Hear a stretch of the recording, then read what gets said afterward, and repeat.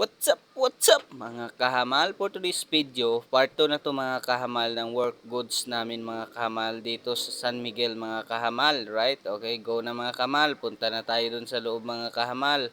Okay.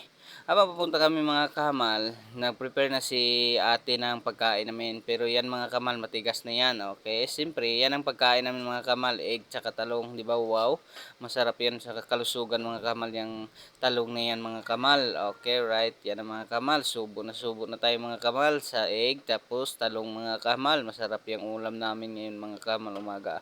Siyempre mga kamal, pagkatapos kumain, umpisa agad tayo. Huwag na tayong magpatagal-tagal dyan. Baka anuhan tayo niyan eh, maputbel tayo niyan eh. Yan ang mga kamal, mikot-mikot ko na, niliha-liha ko na mga kamal. Kaya naman mga kamal, masyadong linis talaga. Pag upo nyo dito mga kamal, yung puwet nyo ma-slide talaga, okay?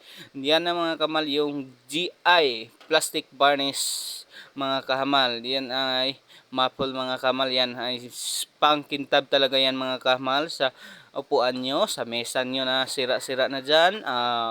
Ito lang gamitin natin mga kahamal. GI plastic varnish maple. Sigurado naman mga kahamal, kintab talaga. Okay, binaril na ng tatay ko, ng papa ko yung table mga kamal. Inuuna na yung table. Pagkatapos ng mga kamal, yan ang mga kamal, yung ending niya mga kamal, right? Okay, thank you for watching mga kamal.